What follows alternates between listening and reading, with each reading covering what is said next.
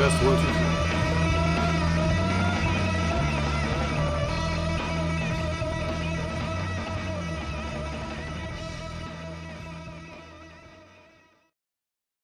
Uno, dos, 1, 2, 3, 4.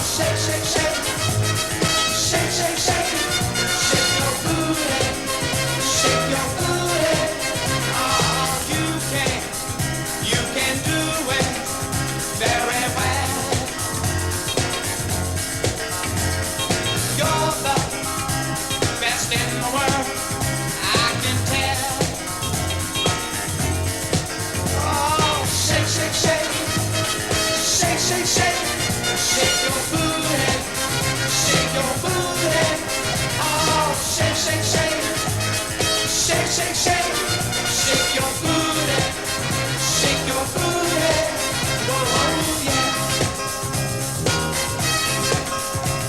Shake, shake, shake, shake. Oh, shake, shake, shake, shake. Oh, shake, shake, shake, shake, shake, shake.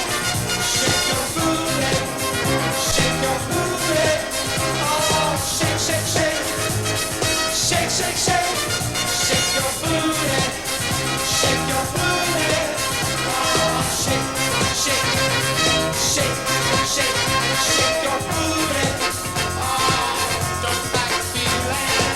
Shake, shake, shake, shake, shake your booty. Oh, gives up change.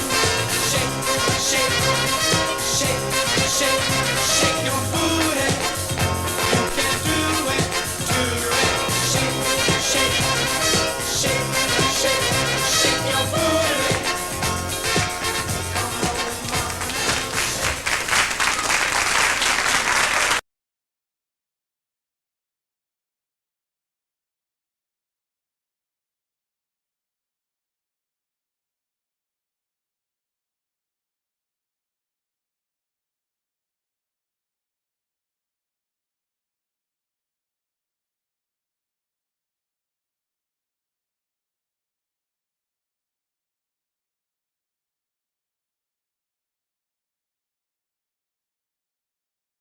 Okay, and let's see.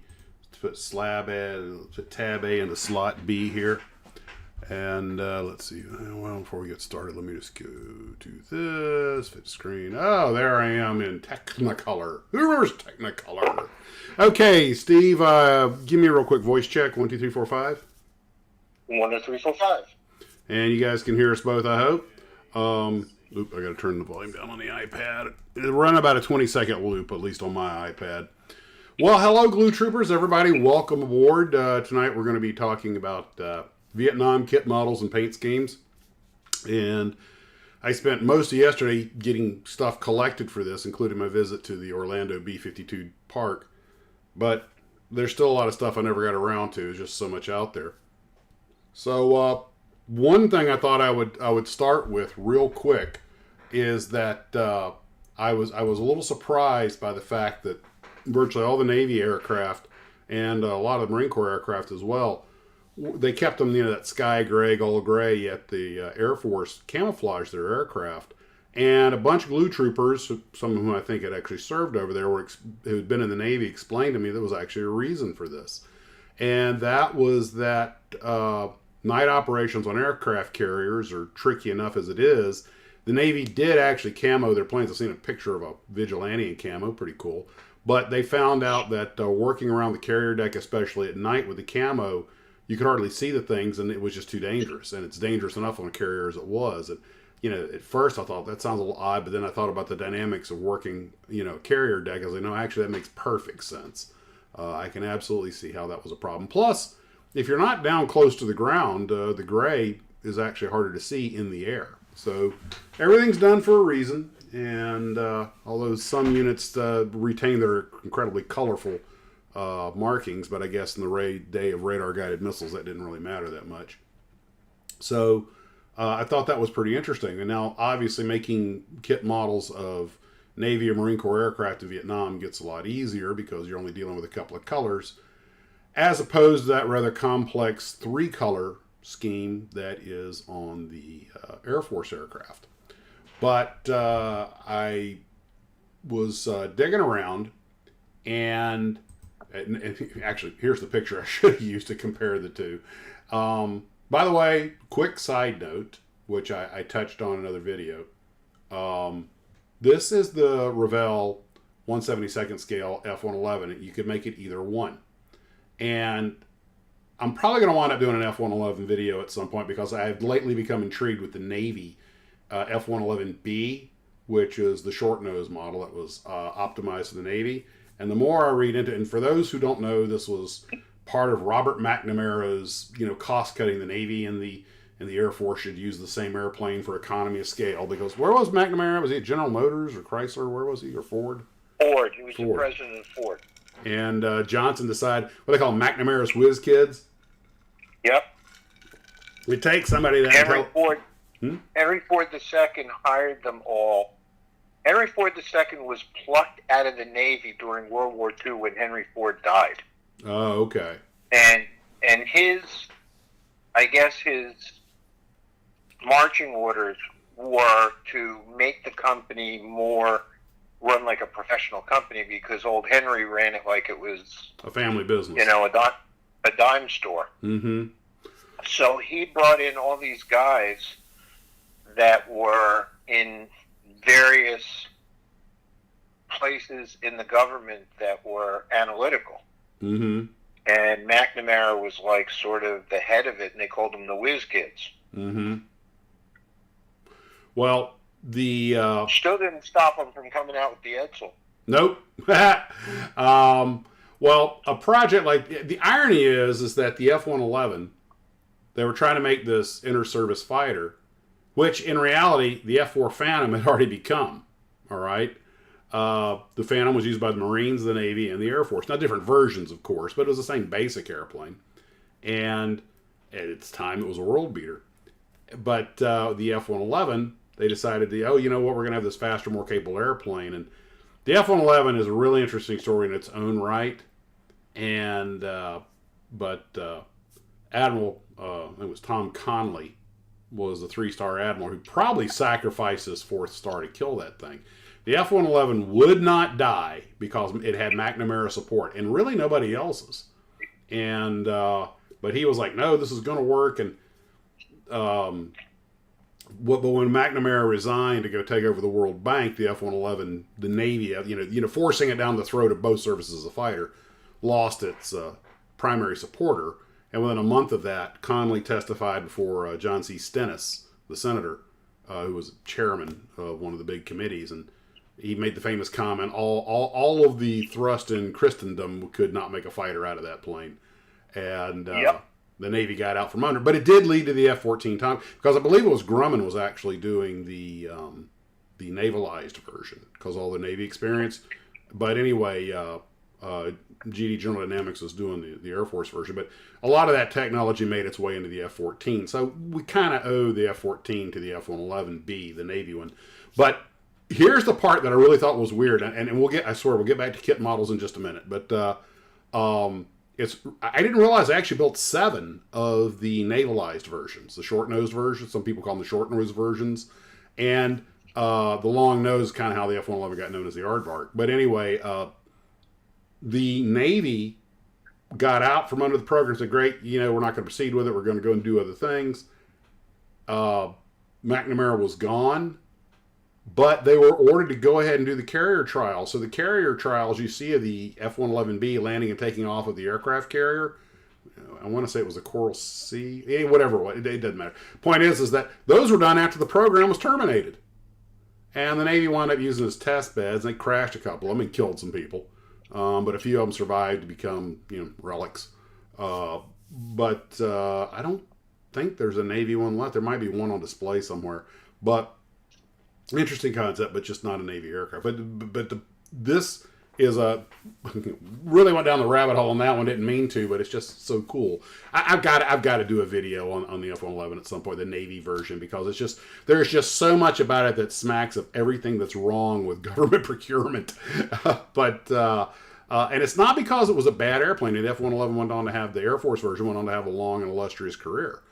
But they had that pod ejection system, and something happened to one of the Navy ones, and the guys ejected, and I don't think the parachute opened, but they were killed.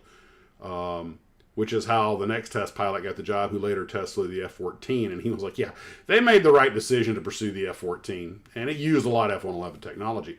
But here you see them in the 2 paint schemes side by side, and that's basically how the Air Force and the Navy went through the Vietnam War. On most of their aircraft, except, of course, helicopters and some of the low-level stuff.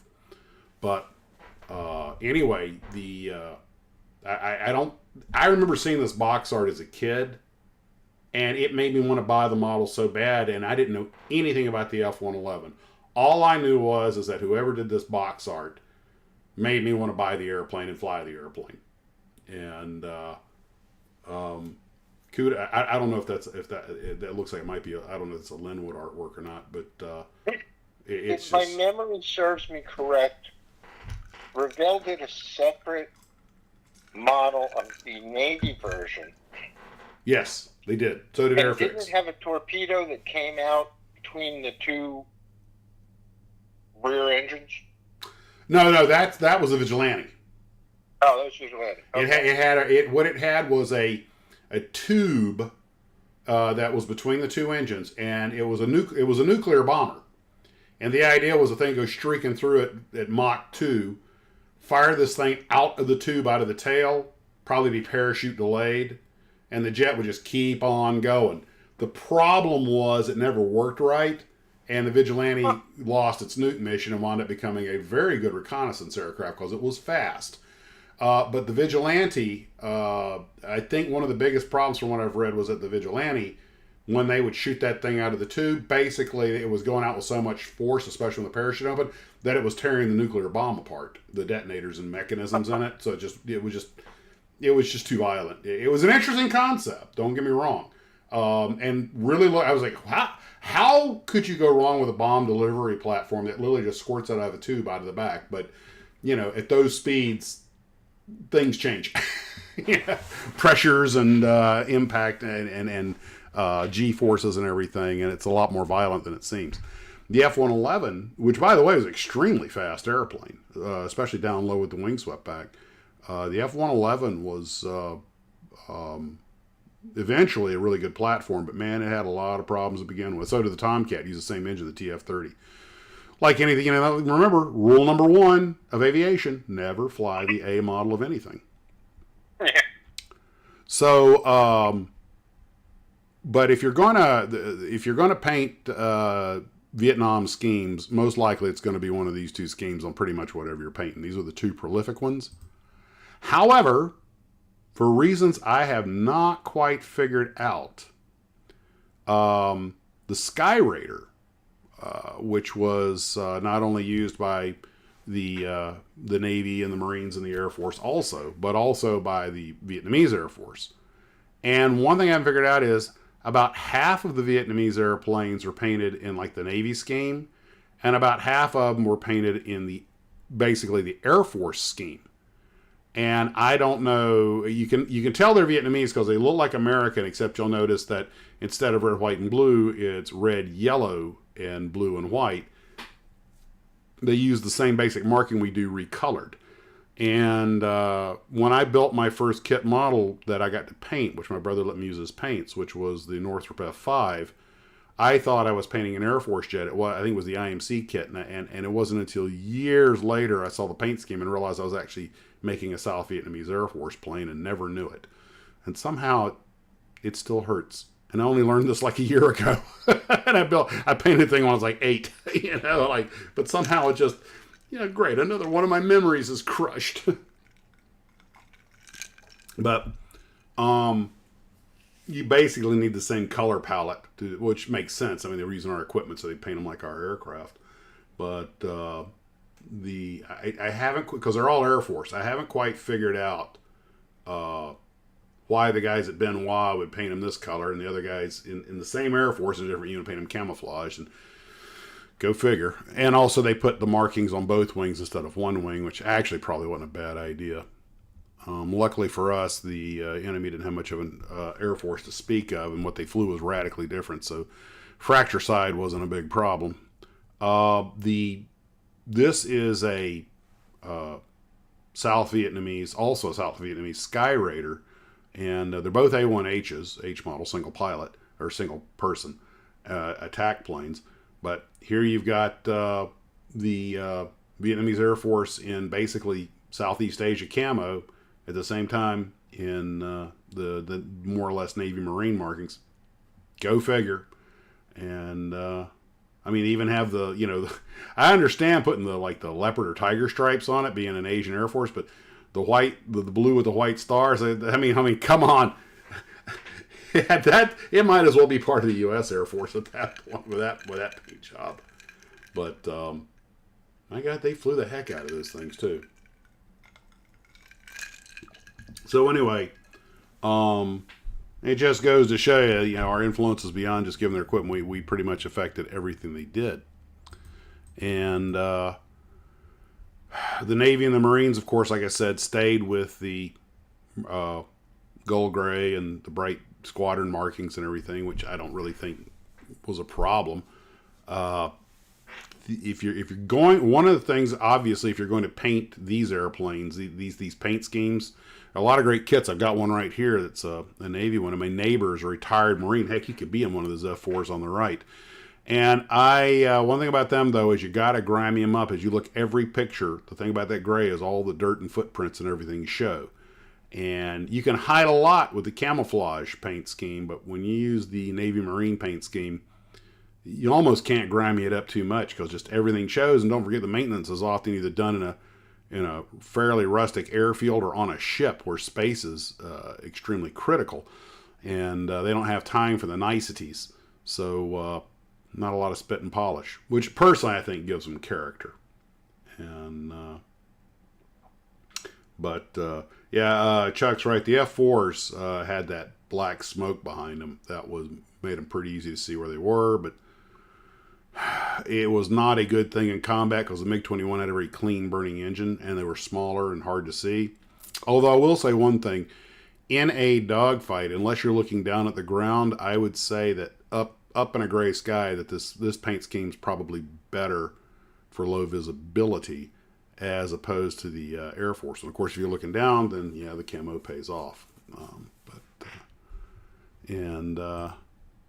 Like I said, the guys are not scared of colorful paint schemes, or as I call it, the come up and get me paint scheme. I just don't think anybody caught on the idea of going totally tactical yet. Which, of course, now, the one thing I will say for these paint schemes, though, these airplanes, they had character, you know, and unfortunately the modern, you know, air superiority gray everything, which I know it's the way to go because you're low vis and all that other stuff. But I mean, everything painted in light gray, all the markings just enough to keep it legal. I don't know. I know it's the way to go for survivability, but these guys just a paint job like that just says, I ain't scared of nobody. Come in but get me. It has a certain swagger to it.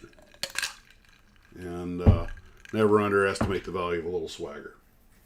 And then from a modeling standpoint, they're far more interesting. I think that may be one of the reasons people prefer to model kits like this is because they're just more interesting to look at. They're more aesthetically pleasing. That's part of why we build. And the Phantom, with its curved up wingtips and anhedral tail and, you know, the chin sticking out, just on all the bumps and bruises, it's just an interesting looking thing. And it's got a fantastic history. You know, you can't not love the Hog. So anyway, if somebody offered me, you know, a Century Series airplane or a Phantom versus anything modern, you guys know me, I'm going to build the older stuff. It's just, I think it just looks cooler. I know a Phantom wouldn't last 5 minutes against a modern jet fighter, but they've got the wow factor, you know. I don't know, there's something about putting a gigantic red and white starburst on your tail that kind of tells the world, yea, though I walk with the valley of shadow of death, I fear no evil, for I ain't scared of no one. I'm the baddest mother in the valley.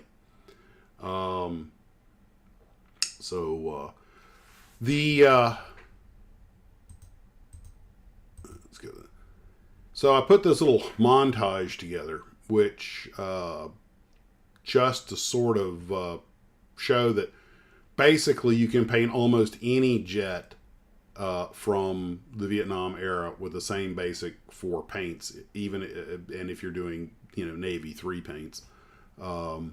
But they all had that 2-shade green, 1-shade tan with white underbelly paint scheme. And even the F-102s, which had no business being in Vietnam, and don't even get me wound up on that little story. Lower left, you'll see an F-102 Delta Dagger. And it was designed as a pure interceptor to go up and shoot down Russian bombers. It had no business being assigned escort duties for B-52s or patrol duties. Although, did turn out with that big fishbowl IR source to be really effective at sneaking up on North Vietnamese campsites, and because he could see them with that IR source and popping the solid fuel rockets that it kept in the bomb bay doors. For those that don't know, the F-102, that's the Delta Wing jet on the lower left. It had 3 missile bays. Each had 2 doors. When those doors opened up, they each carried rockets, dumb rockets, in the bay door. And here's the part that amazed me. One was stacked behind the other, so there were 2 in each tube. And they could just blast ground targets with it at night because they had an infrared sensor that was made for air-to-air combat, but it turned out to be really good flying around at night, just looking down. They get throttled back from altitude, look down, see all the enemy campfires just slide on in and start popping these rockets off. And the guys on the ground didn't know they were there until things started blowing up around them. Unexpected capability. It was never planned in the airplane, but it wasn't a dogfighter. It was made to go up and shoot down Russian bombers and putting on escort missions and patrol missions. It just wasn't what it was made for. And we lost a bunch of them on the ground just to sappers and stuff like that. It was just not the plane for the mission. But I digress. But anyway, well, a lot of the stuff that was fighting in Vietnam was fighting missions that was never designed for. We had this high-fast, go shoot down Russian bombers Air Force that all of a sudden found itself in World War II style dogfights, which they had quit training guys for. Heck, a lot of the planes didn't have guns on them. But I'm sorry, did I digress? This was picture supposed just to show the paint schemes. On top center, you see that B-52 kit model layout. I found this on the internet. Somebody did a beautiful layout of a B-52 getting serviced, and I put it next to a photo of a real one. And what I wanted to bring up here was sometimes using photographs for reference kind of backfires on you, because anybody knows anything about photography understands that lighting and things like that are crucial. And you get a lot of these photographs of the actual airplane, but given the age of the photograph, the type of film that was used, the lighting that was available, it can kind of give you the wrong idea of what the airplane's supposed to look like. Which is why things like on the far left, the black and white drawings that show the B-52 as there's your paint pattern and it has the colors labeled, that's what you want to go with. I have painted models wrong so many times because I used an actual reference photo, only to find out that the reference photo was either not exactly what I thought it was, or it was just taken in a light that gave everything a different shade. That F-105 in the middle gives a pretty good idea. You can see the two-tone green and the tan and the white, or light gray. But I would much rather use the schematic that's below it that has everything labeled and shows you exactly what the colors are supposed to be. Same with the Phantom. And whereas that photo of the F-100s, you can barely tell the 2 shades of green. It gets very hard to tell where the delineation between them is. And just as yet another fun Max's models, let's do something different and cool. If you'll notice in the center, there's a little F5. Now, the F5 Freedom Fighter is a cool little airplane, made in America. Good old US of A. And they were used as aggressors. But a lot of people didn't know that the United States Air Force never actually adopted the aircraft for any kind of squadron service. Yes, U.S. Air Force pilots did fly a small number of them in Vietnam in U.S. Air, as part of the U.S. Air Force as a test program. But they actually did not enter regular squadron service. They were given to the North Vietnamese. And they were used by us as aggressors. But as popular as the airplane is, it was not. I don't think there's ever been a fully operational Air Force, U.S. Air Force squadron of F-5s. It was an export airplane. What throws people is something called the Scotia Tigers. And this is the U.S. Air Force pilots that were flying the things in Vietnam. But again, that was a test program. And here you have a fairly rare photograph of an actual Air Force F-5 in Vietnam on a real combat mission. but the Scotia Tiger, or Scotia Tigers, however you say it, were really there just to test the platform. And once they were done, they gave them to the South Vietnamese. Although the North Vietnamese did end up with a few, but that's a whole nother story. By the way, since I accidentally said the North Vietnamese flew them, that's actually not entirely wrong. For those who don't know, and I think you'll find this interesting, because you can't talk about Vietnam without talking about this. When everything was collapsing, the South Vietnamese Air Force was using a lot of F-5s to go up and try to fight the North. What no one knew is they had a deep-seated, long, we're talking about playing the long game spy, operative, in the South Vietnamese Air Force. The North had a guy come down from the North. He spoke with a Southern accent and with a South Vietnamese accent. He'd gotten into their military, had become a fighter pilot in the F-5, and he was taking his orders from the North.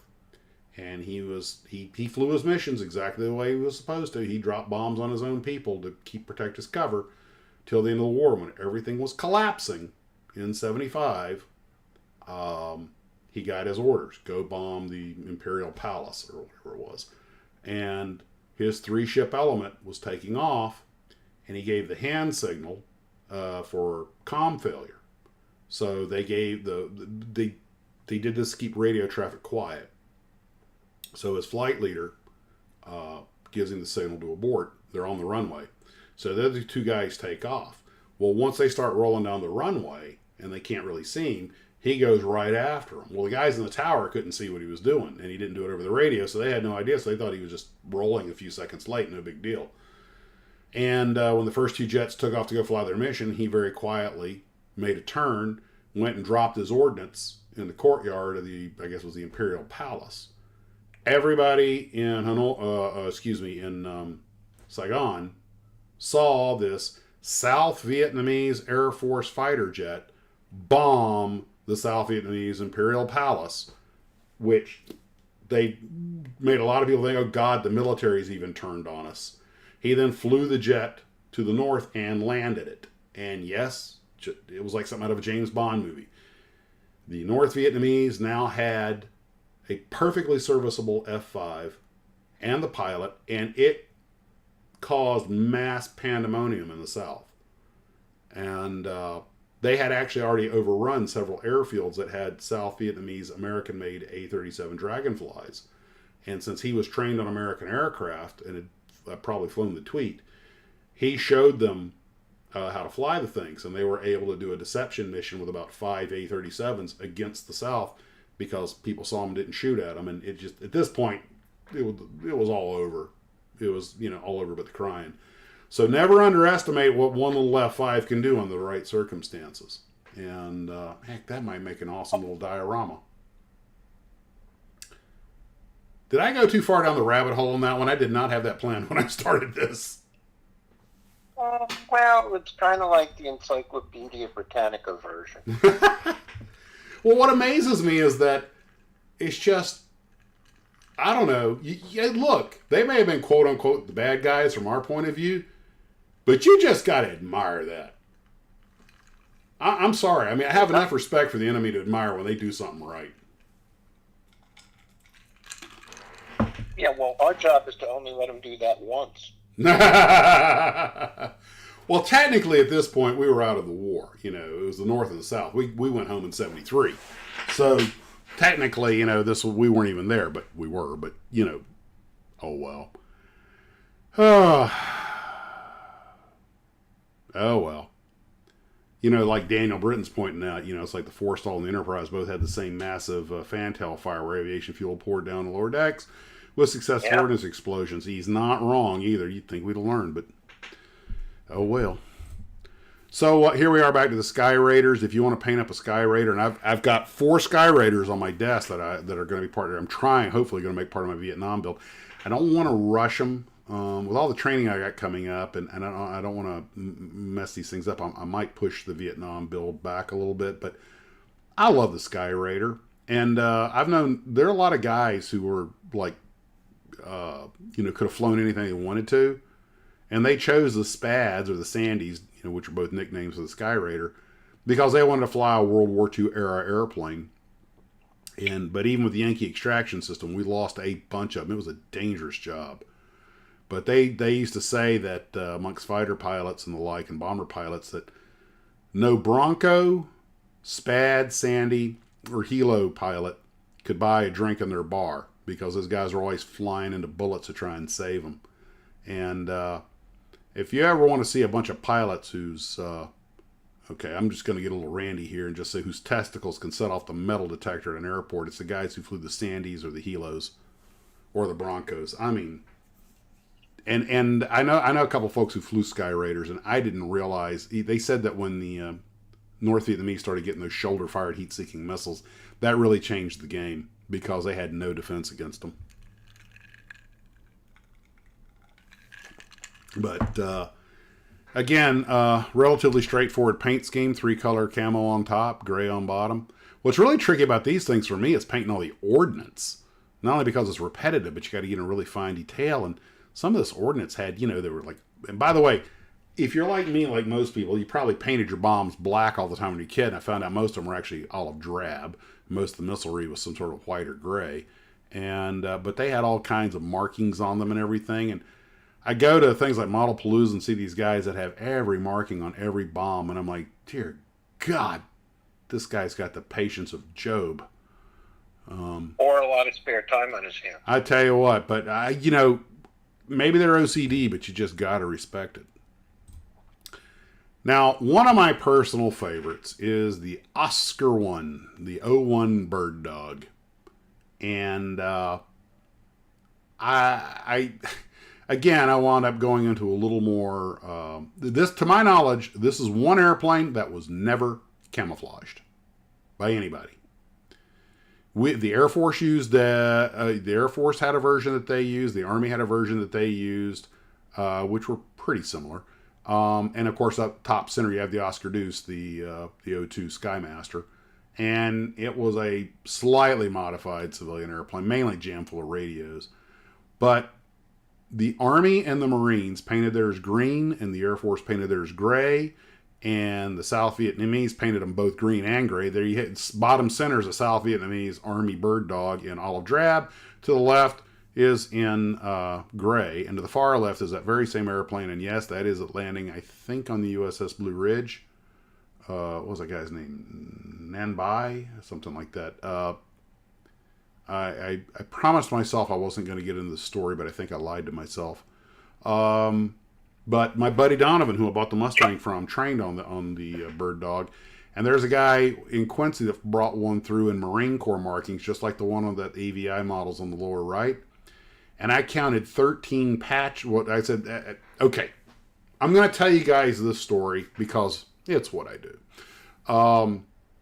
My late friend Bill Henry Donovan, who I bought the Mustang from, had trained as a bird dog pilot. For reasons I won't bore you with, he left flight school, trying to hold his marriage together, didn't work, but gave up his chance to be a warrant officer and wound up going out of the Army as an E6. Oh well. So he's training on the bird dog, and he told me a lot about the airplane. He knew it inside and out, and which, typical military training. Well, we're at the Quincy airport, and I guess this would have been the early 2000s, and a bird dog in Marine Corps markings, just like the one on the lower right, lands at the airport to get gas, and Donovan's walking around talking about he knew every nut, rivet, and bolt on the thing.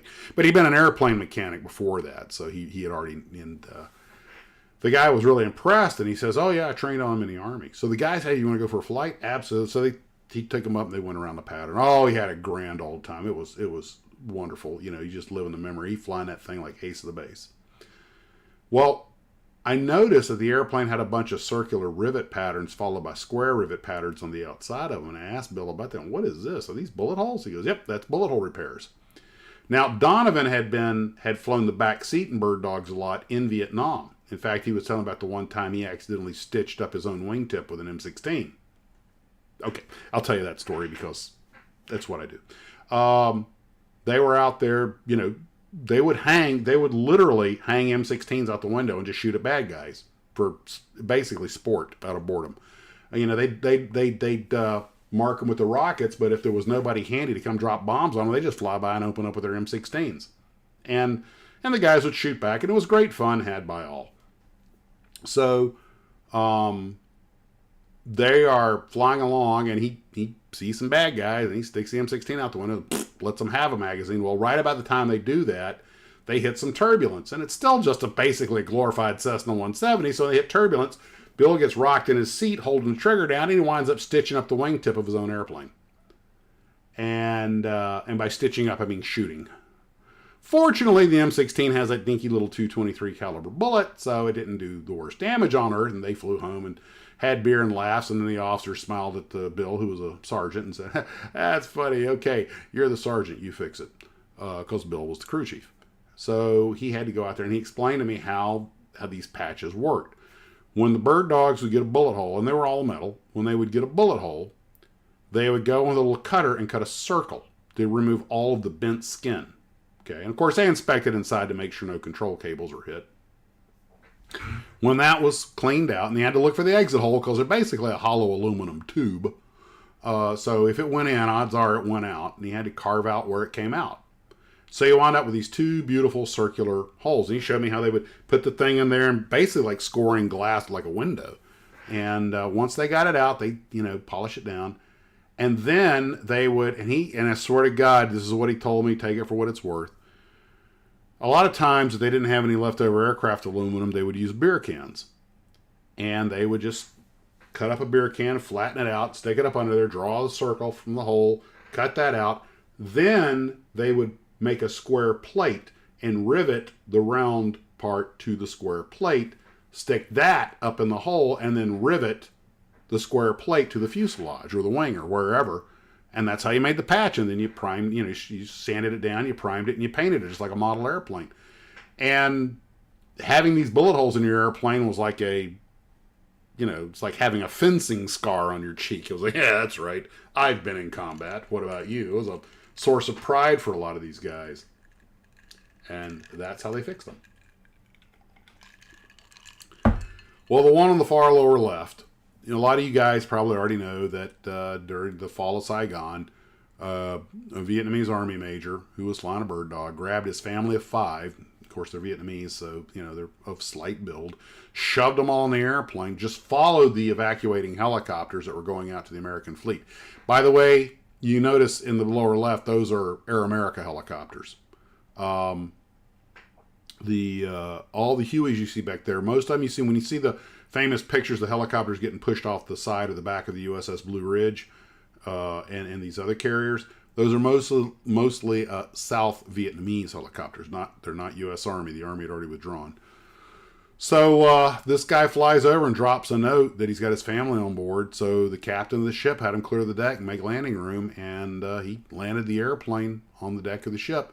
And it is now, I believe, in the U.S. Navy Aviation Museum at Pensacola, which is the picture right next to it. That is the same plane you see landing on the carrier.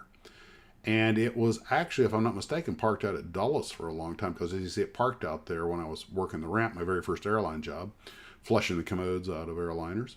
And that was, driving the turd hearse, pumping the blue juice out of the tanks. But that thing was parked out there, and everybody said, oh yeah, that's the one the guy landed on the Blue Ridge. Well, it was supposed to go to the Smithsonian. Now, it could be that was a different airplane, but that's what I was told. But anyway, supposedly that airplane landing on the carrier is the one at the Naval Air Museum in Pensacola to this day. And the Navy thought, even though it's an Army airplane, felt that, hey, it landed on an American carrier. It was the last plane out of Saigon, so it was historically relevant. I might also add that the United States Marine Corps, according to what I saw on Wikipedia, the Navy bought 97 bird dogs for the Marines, who use them the same way the Army did as spotters, but often for naval guns. So my guess is if you saw a Marine Corps bird dog, you were about to get rained on by some serious heavy-duty Navy cannon fire. But there's your paint jobs, and the Oscar Deuce was used by the Air Force as well as the. By the way, the bird dog was used by the Army, the Navy, the Army, the Marines, and the South Vietnamese Air Force. So it's another one of those airplanes that was just really durable. Whereas the O2, top center, the twin, the push-pull, the Cessna Skymaster, that, to my knowledge, was only used by the Air Force. And I knew an Oscar Deuce pilot, Captain Gibson. And I said, man, you went through, UPT, you flew the T-37, the T-38 Tweet, the T-37 Tweet, the T-38 Tattling, went through all this heavy-duty training, formation, all this stuff, to wind up flying a light twin Cessna. How does that make you feel? And he's kind of like, actually, it's kind of fun because the guys who fly the jets takes an act of Congress for them to get a mission off. But since the O2 burns less gas on a 500-mile trip than, KC-10 does in the APU taxiing to the runway, he could get the Air Force credit card and take that thing and go anywhere he wanted on the weekends and whatever, and use it like a flying club. Thus, kind of adding credence to the old joke that without ammunition, the Air Force is just an overpriced flying club. But I love that.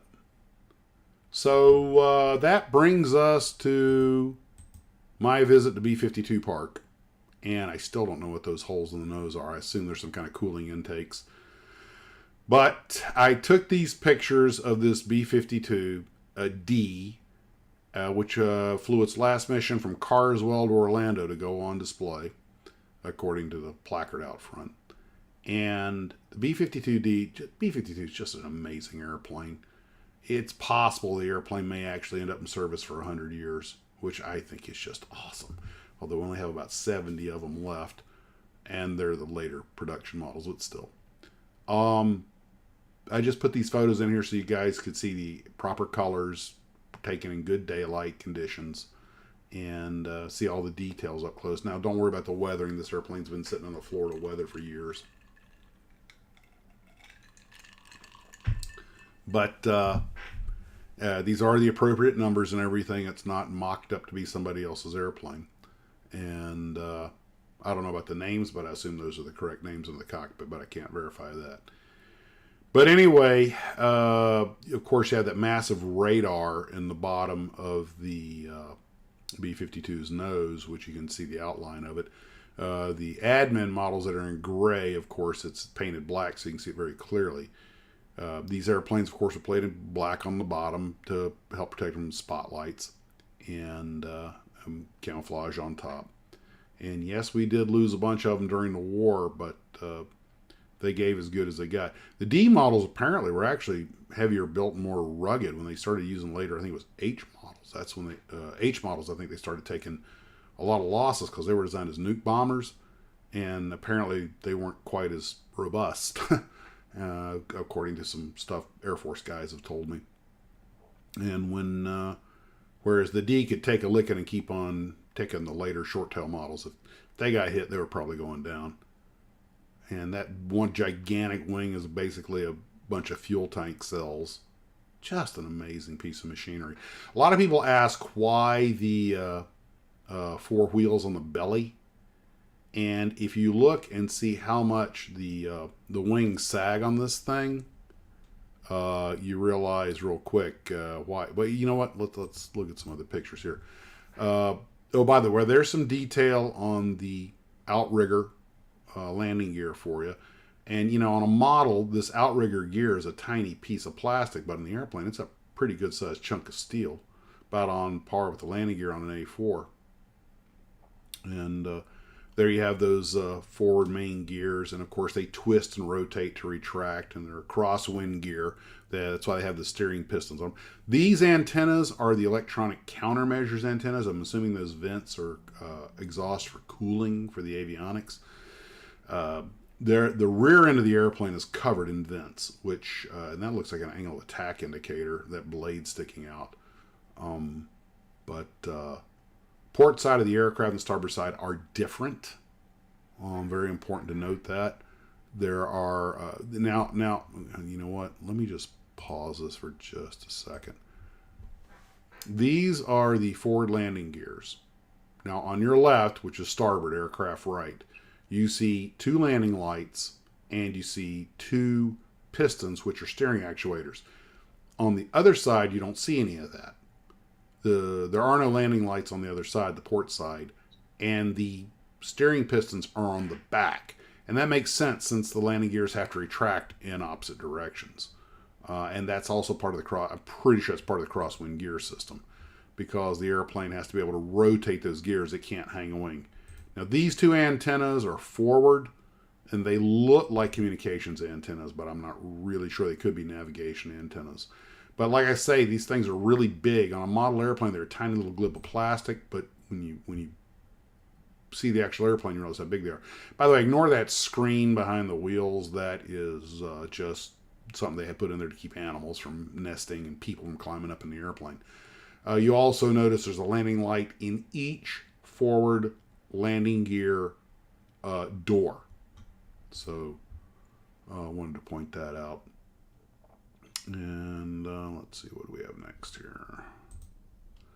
There are the engines.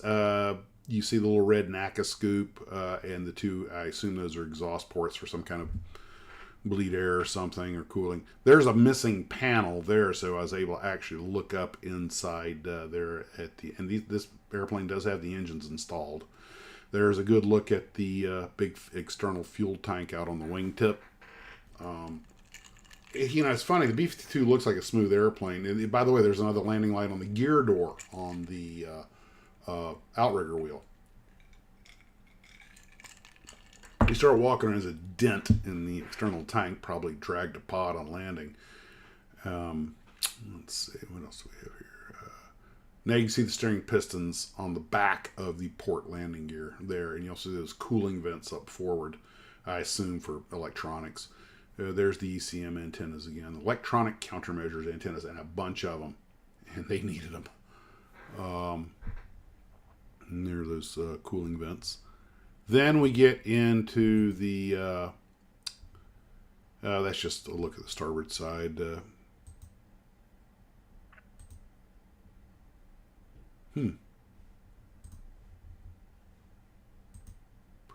Let's go. Now we go to the tail gun. The B-52 had 3 different arrangements for defensive armament. This is the earlier, the Quad 50, and this is the one I think that scored all the kills. If I am not mistaken, there are 2 confirmed kills of MiG-21s by tail gunners, and I think that was the only enlisted position on the airplane. And they had both radar and optical sights. And this is back when the tail gunner was actually in the tail, before they moved him up to the main compartment. Later on, they had the 20mm Gatling gun. I don't think it ever scored any kills. And then eventually they just let him rust in place and pulled him out. They got rid of the tail gun position altogether. You can see the radar blisters in there. Now, something that's important to note is that the guy that sat back here, there were 2 that I believe were confirmed, and 3 that were claimed but not confirmed. And apparently, if you rode back here, you had a great view of things, and you had a pretty cool work area. To get back there, the door, you'll see in a bit, you'll see the door on the belly, and the seat back had to be dropped flat, so you basically crawled in backwards. They used to joke about like crawling into a coffin, and then you'd pull the seat back up erect, and you had a great view. The guys loved it, but because you were so far back in the tail, when the airplane would hit any kind of turbulence, you got knocked around pretty badly. So they claim. And here's just some photos of the tail area. And this one has the black tail. Some of them had camouflage tails. I guess it just varied with the squadron. But I wanted to put some pictures up there. And you can see the hatch there, the entry hatch on the upper right. And no ejection seat. If anything happened, you had to get I assume you were wearing your parachute, but if anything happened, you had to blow that hatch and get out on your own. And of course, there are no guns on this one, so the barrels are missing, but everything else appears to be there. By the way, that little down at the bottom of the picture, that little dark area with the latch hanger, that's just an unsecured. That's supposed to, there it is. That's supposed to be latched shut. That's just dangling open, but I couldn't reach it to close it.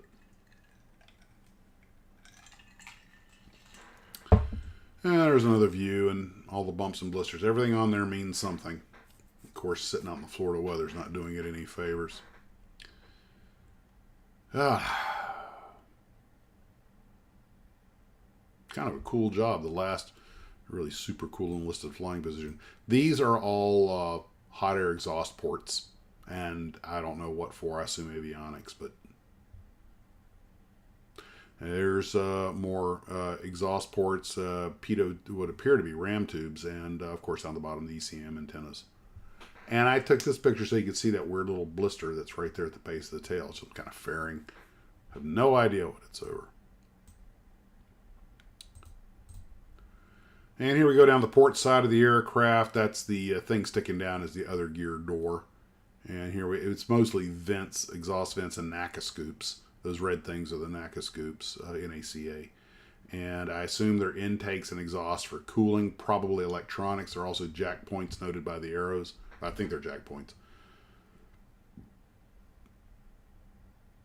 And you start moving forward, and you see the hatches on the bottom for entry, and I believe those blow out if you have to eject.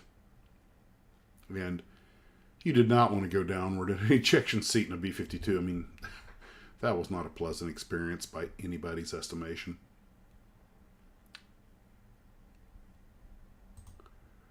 Okay, so last thing is look at the engines. These are some panels, access panels, probably for servicing oil or something. They all seem to be sealed shut. But I did find one that was missing. That was the one where I was able to get a look inside. And How many actual kits were there of the B-52? Countless. Everybody and their brother made one. The B-52D is a really common kit, and I think everybody that made model aircraft made the B-52.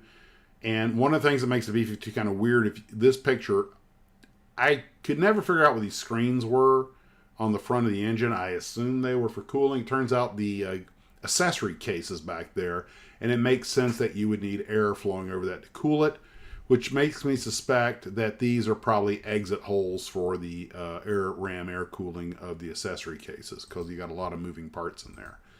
And these may be also, but just remember that every little hole, every little intake, everything on these airplanes serves a purpose.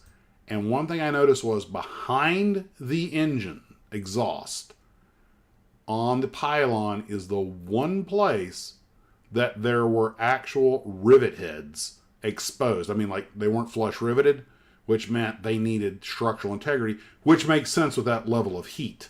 But I wanted to point that out. That is the one place on the airplane that if you get a kit model and it shows exposed rivet heads right back here on the back of the engines, that is actually correct.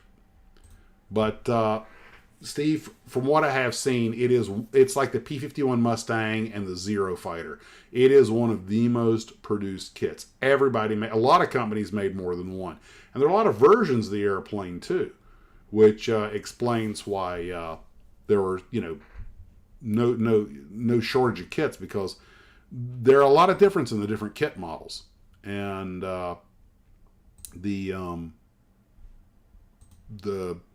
D, the H, it's more than just a short tail. There are a lot of differences in these airplanes. And one last thing is this crosswind gear. Here you see the control in the cockpit for setting it. The B-52 has that high wing. If you're going to make the airplane wheels up and put it on a stick, which is great, that's fine. Doesn't really matter. But if you're going to make it wheels down, remember, you can angle the landing gears and put it at an odd angle, do something like that with it if you want to. The airplane had a shoulder-mounted wing because, to answer some questions people have about the airplane, if they had put a low wing on it, the wing, as big as it was going to sag. Remember, this thing was made with B-47 Stratojet technology. And it was a shoulder-mounted wing with a centerline gear. And when they made a bigger airplane, Boeing went with what they knew. They knew that if they tried to put it up with like 747 style, with a low wing and a regular landing gear, they're going to wind up with a bunch of massive gears that would interfere with the bomb bays.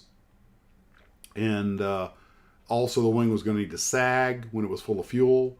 So putting on the shoulder made a lot of sense. Well, if you put a wing-mounted landing gear on a shoulder-mounted airplane like the Dash 8 or something, it just creates a lot of problems on a plane this big. You're going to wind up with some serious spar cracks.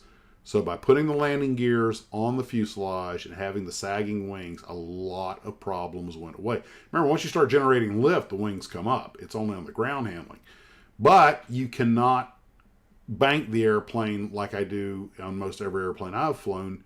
You can't just bank an airplane like that into the wind to set up to correct for a crosswind, because the wings sag too low when you get slow. And they have this outrigger gear. So what do? You put a crosswind gear. Literally the whole thing rotates. And you just land in a crab, which is actually an ingenious solution. And there's one more look at that wingtip landing gear system. And it's like everything else on this airplane. It's pretty complicated. So if you're building a large-scale model of this, and I don't know, what 1/72nd probably, I don't think anybody, yeah, you know what, I think somebody did make a 1/48 scale one. It seems like I saw one at a model show, the guy at Modelpaloa, and the guy did a fantastic job. But you realize there's just all this detail in there that it just depends on how far in the weeds you want to get with it. Because no matter how complex you get with a model, B-52 will accommodate you. So that gets into the Buffosaurus Rex that I went out and did the pictures of. And oh my Godzilla shirts, everything's backwards on camera. I was gonna wear this, but started getting warm in here. This is the Godzilla shirt that was sent to me. Isn't that cool?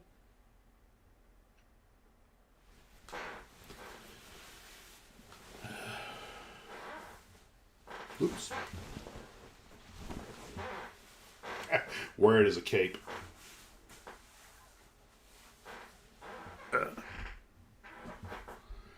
So, I had done some videos earlier, and I made the comment that I think, just like the Huey you guys, I want to hear your feedback on this. I think that the Huey helicopter is the ultimate icon of the Vietnam War. But I think the B-52 is the ultimate icon of the Cold War. What say you, Steve? I agree with that. If I may ask, Steve, how old were you when the Vietnam War was going on? And I don't want to, get into any personal information. I'm sorry, say that again? I didn't hear that. How old were you when the Vietnam War was raging? I was a teenager. So you were subject to the draft? Yes, I was. Is there any story you would like to tell about that? I was in college. I dropped my deferment and went in the lottery to become eligible, because at that time, if you got a low lottery number that they picked, they would take you when you finished your education. So I thought, well, if they're going to take you, you might as well just get it over with. So I dropped my deferment, and I got, my number was 235, and then I went up to like 92. And I got my letter after a year saying that I had fulfilled my requirements for the draft and was no longer eligible for the draft.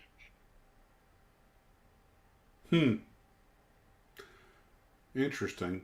And so as people ask me, did you ever win the lottery? I go, yes, the one that counted. Stuart Gregory asked a question here about, did I hear about the B-52 that was shot down by the Guard? I am familiar with a B-47 that collided with an F-86, but I'm not... Oh, wait a minute. I think I do. It was I think it was a HARM missile or something. There was something, the missile fired when it wasn't supposed to. If this is the incident I'm thinking of, there was a B-52, he had his tail radar going, and the National Guard fighter came out and locked up on him like he was supposed to. Everything was alerted like it was supposed to be. This is, by the way, this is tea, guys. I have finished my cough medicine. And the pilot pulled the trigger like he was supposed to in the fighter, and a missile launched, which it was not supposed to do. And if it's the incident I'm thinking of, The thing that saved the fighter pilot from, ending his career in disgrace in maybe Leavenworth was the sequence on the missiles, and I think I know it was a Harm or Sidewinder, but it was 1-2.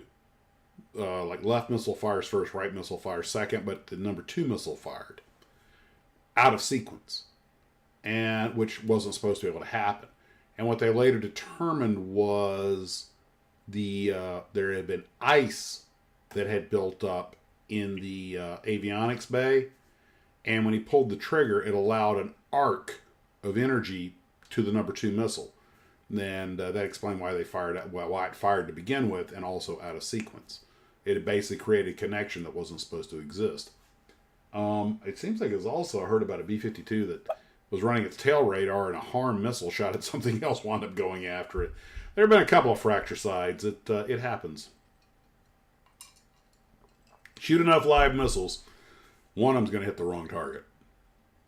But I think you're correct in saying that the Huey was pretty much the sort of aircraft that's the most associated with Vietnam because it made everything mobile.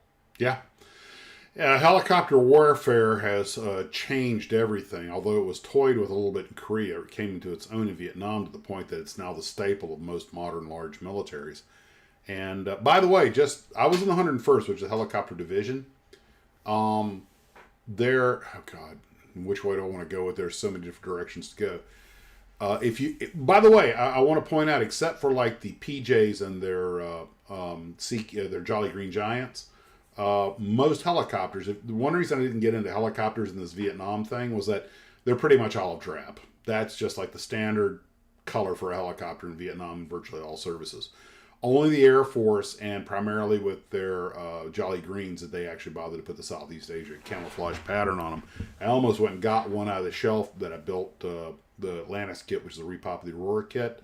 But every time I move a helicopter out of the cabinet, I wind up losing a tail rotor or a main rotor. It's just, helicopters are like the hardest models on Earth to move without breaking something.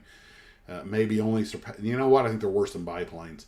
But the UH-1, I will guarantee you, if you go to YouTube after this live stream and type in Fortunate Son, the song, which is like the most beat to death song about Vietnam, but it's perfectly anyway, that there'll be Huey footage in there. It is just, it's on the t-shirts. It is the symbol of the Vietnam. They called it the helicopter war. But when I was in the Army, I was in the 101st. And I went in the Army only 3 years after Vietnam. I enlisted 3 years after, went active 4 years after Vietnam. So all of our sergeants were Nam vets and everything. And being a helicopter division, everything we did was, about what we could do with helicopter, what we called light infantry. In other words, we didn't have tanks or armored personnel carriers or anything like that, and very limited anti-tank capability. But we did have Cobras. But they have what they call the air assault delay, which was where you keep repositioning troops by helicopter to fight the enemy, then stall and retreat, and then evacuate by helicopter, stall and retreat, the air assault delay, where you keep moving backward, which is the only thing we could do against an armored force, because even though we had Cobras that had tow missiles, they had anti-aircraft systems. So it could get very dodgy very fast. Now, if you're fighting a fourth world or third world army that doesn't have any kind of credible air defense, that, some worn out, old T-55 tanks or something, that's a different story. But if you're fighting a first world army or a near peer threat, the Cobra and later the Apache, yeah, they're badass choppers, but they're not bulletproof. And we lost a lot of Cobras in Vietnam. But they did show their worth against armor, because towards the end of the war, the Vietnamese started using a lot of armor. There were actually some open armor battles. And Cobras had to be brought in to quell the threat. But quite a few losses were taken. And but the helicopter, the dream of every military commander has been the ability to move troops where the enemy was quickly without having to worry about all of the land obstacles, and helicopters have made that possible. So helicopters have become extremely important, in fact, critical to military thinking, at least on the tactical level. And but helicopters are very delicate by their very nature, and as a result, of course, they can be shot down pretty easily, even the up armored ones. Rotor balance and all these other things. I mean, it matters. So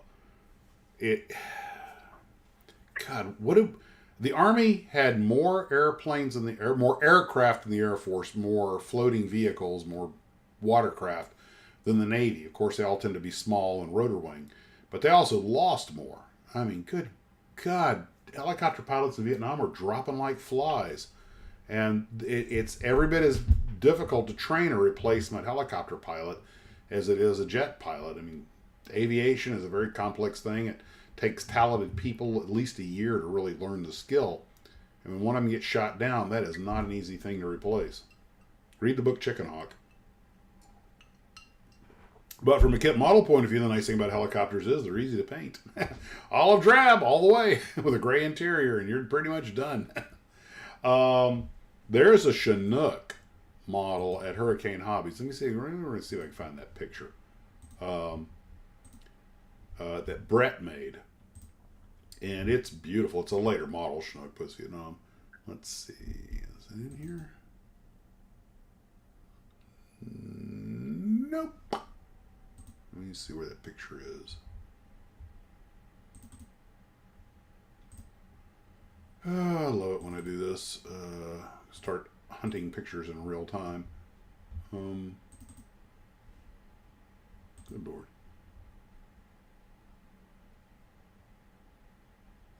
Well, let's see. 2023.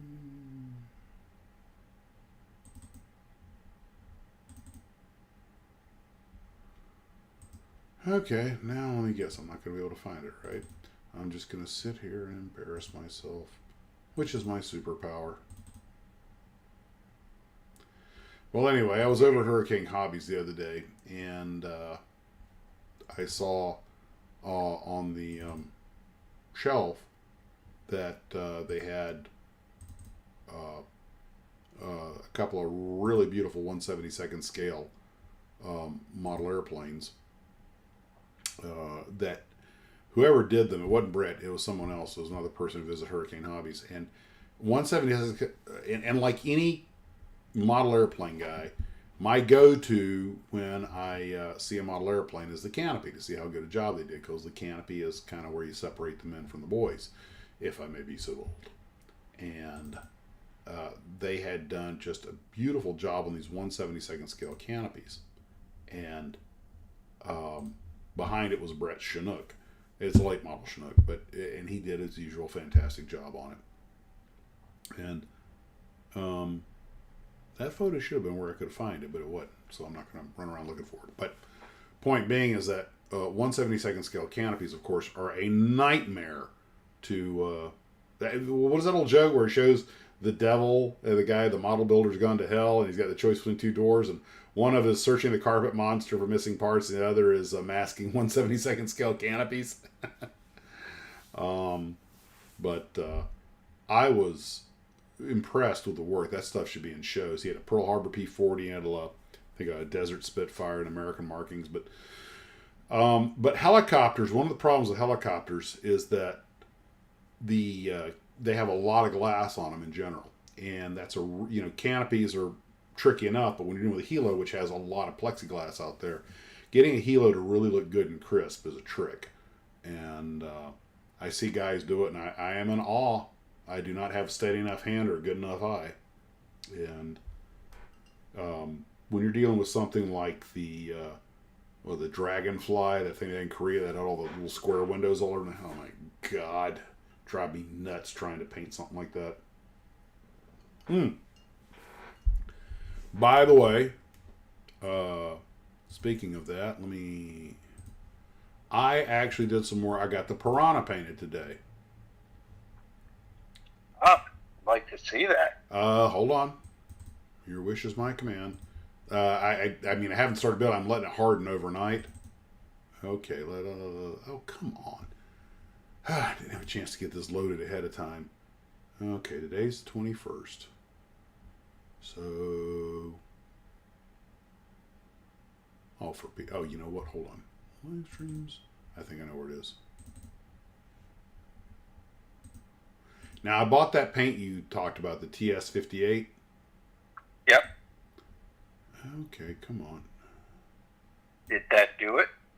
I got the coats on there. I put on a real thin coat, let it harden, and put on another one. Oh, wait a minute. Those pictures should be right here. Okie dokie. Is it? No, that's from Modelpaloa. Oh, here it is. Here it is. Okay, found it. Okay. Fit the screen. There we go. Okay, everything's hardening overnight. I'm going to leave the interior gray. I think it'd be nice to have a little contrast. But I also sanded down and started working on the Airbus and DC-8 fuselages. And although the Airbus fuselage gave me more trouble fitting, once I got it sanded down and painted, it looked okay. We'll talk about that in a second. But here's the Piranha, and there's the color, TS58. And that's 2 light coats. Now, I'd already covered it in the other color and the primer, so that's all the paint I'm going to put on it. Fortunately, although I used the wrong color the first time, it was close enough that it doesn't bleed through. So Looks like hopefully, the right color. Yep. Now, tomorrow we have the Blue Angels are in town, so I'll probably go down to the beach to watch the Blue Angels fly tomorrow. So I don't know if I get any model building done, but sometime next week I plan to finish the Piranha up. I know the trim is actually just black, but I'm going to wait until it's really hard as well so I can tape it off. And I'll probably just paint the black with a marker, with a paint pen or something instead of a brush to try and prevent bleed. What was that tape you were talking about that was so excellent? You should need to tell everybody. The 3M, hold on, let me, I got to get the exact number. Yeah, apparently 3M makes a paint that's just awesome. It is, let's see. Hold on. Give me a minute.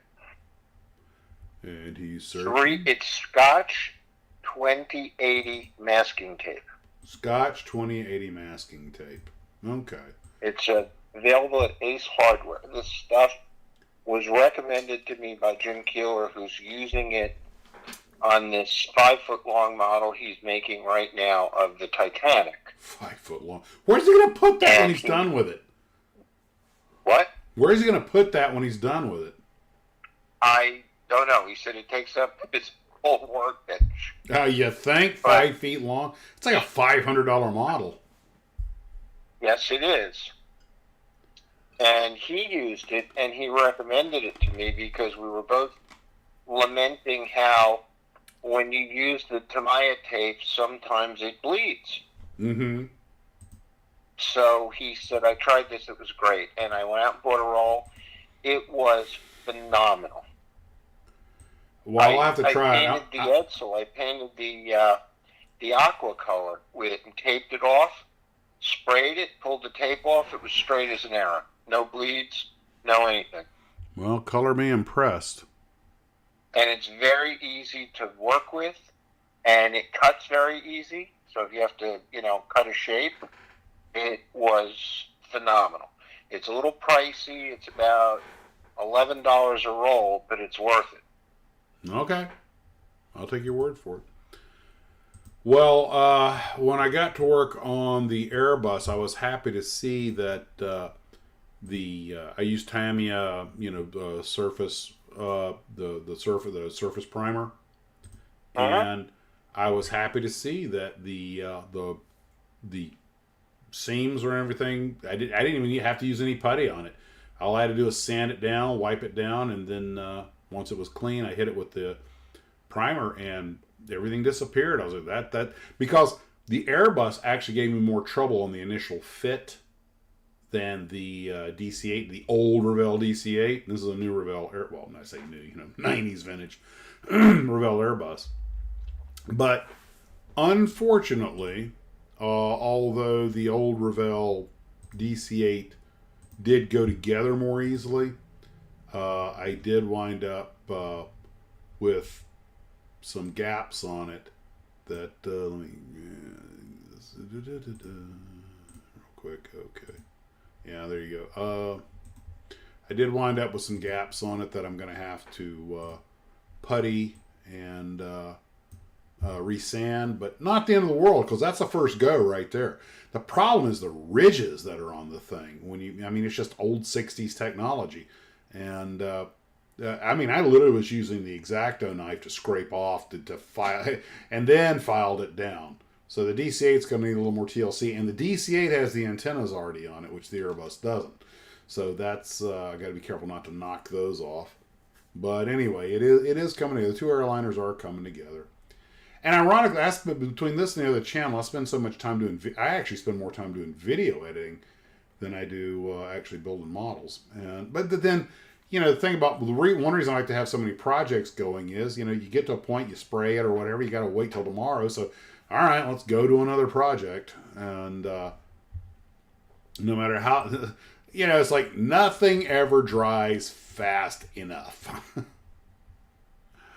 But anyway, I am kind of impressed by that old Revell kit. I know it's a bit of a fit problem, but when you get right down to it, considering that those were hand cut molds, I really can't bring myself to complain. And by the way, just as a side, this is a model that is hanging in the Margaritaville restaurant at San Juan, Puerto Rico, where I was just the other day. And it's, of course, Jimmy Buffett's Hemispheric Dancer. And I assume that these models are made just for the restaurants, and they're, which is beautiful workmanship. But it's made to be, rugged and be able to survive hanging in a restaurant. But I looked at it and I was thinking to myself, I don't want to get all downer here, but man, I just can't believe Buffett's gone. That just hurts. He's a very, very cool dude. More than that, he represented something. He represented, I don't know if it's an era or a style of living. It's really hard to pin down. It's almost more like an attitude or an aura. But, and of course, we lost Mark Goddard and, Chrissy, for God's sakes. We lost Polly. Breaking my heart. Nobody gets out alive. No, Will Rogers. Nobody gets out alive. Well, guys, that pretty much wraps up the Max's Models kit model aspect of this show. At this point forward, we are now going into, what do you want to call it? Free fire? Fire at will? We have to have a cool phrase for when the kit model segment is over and we go into just randomness. Maybe that's what we should call it, just randomness. Randomness is fits, yeah. So, guys, I'm sorry Ken is out on his boat. Captain Ken is sailing the high seas. So it's just me and Steve. I haven't really had a chance to follow a lot of the comments here. That is exactly, that's an HU-16. Yeah, I believe that's the Albatross, yes. I've actually seen the actual airplane, which I think is at Universal. And that is the one that he was shot at when he was down in Jamaica. That's the song Jamaica Mistaka. If you haven't seen it, go listen. It's a ballad that tells what actually happened. The Jamaican police had gotten some bad intel. They thought there were going to be drug smugglers coming in, and it was Buffett and company. And they opened, and I think Bono was with them also, the singer. And they opened fire, hit the plane a couple of times, and they cut the throttles, and everyone stopped shooting. But his song is really good.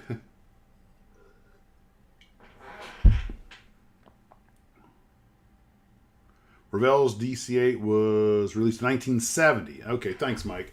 I'm happy to report that Mike Machad is here with us. Okay, so that kit came out in 1970. Of course, that was still the day of hand grooved, lathe cut, machine cut molds, and it's a good kit. But Mike had sent me a comment earlier about how when we were kids we just all accepted this because it was the standard of the day, and I completely agree. The thing that now is I'm looking forward to build some of these new kits that have been sent to me by Glue Troopers. I want to get on that large scale Jeep also, but just so many irons in the fire.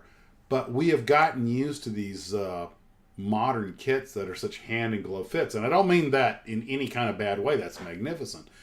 There was almost an innocence to early kits, the bad fits, the disproportionate stuff. The wings being too big or the nose being too long. We just accepted that as part of it. And of course, model builders today, especially when you're dropping a couple of bills on a kit, no one's going to accept that. And nor should they, quite frankly. But I do like the fact that companies like Glencoe and Atlantis, just if no other reason, nostalgia, are still putting out the old kits, flaws and all, warts and all. But the boys at Atlantis, they're keeping the dream alive. And it's nice that they have the price point for the the $20, $30 kit as opposed to the $80 kit. Although, God, I have really got to quit doing these videos where I do adjustments for modern dollars versus old ones. I'm like, good Lord. Well, but you got to remember when we were kids and we were buying these models that were 99 cents and $1.49. That was the same thing like we're buying a $40 or $50 kit now. Yeah. But I actually covered the math on this, and a $1 kit in 1968 should cost about $14 today. And a lot of companies are charging way north of that, 20 plus. So, but then again, they don't have the economy of scale they used to have. And the one thing I will say though about this Lodella DC, I say Revell, it's actually Lodella kit, and I did have to shade the flash off. I'm assuming that by the time Lodella got the molds, they were probably pretty well used, and it popped out a few 100,000 kits, if not more. So it wouldn't shock me that there's flash on it because they're worn.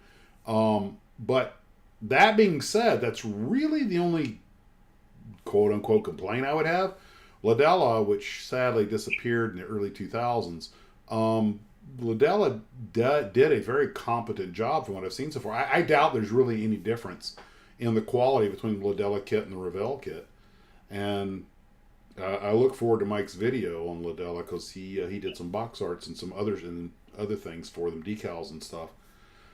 And I'm looking forward to that because, you think of the life of a mold for a model. Your XYZ company, Aurora, Monogram, Revell, whoever, and you cut a mold. And you cut it and let's say you cut it in 1970. And you figure we're going to make 400,000 to 1 million kits out of this mold. And we're going to do that over the next 10 years, 5 years, whatever. It's a chunk of steel. It's a heartless, mindless chunk of steel. But the heart, the soul of the kit is from all the people that work to turn that block of steel into a working mold.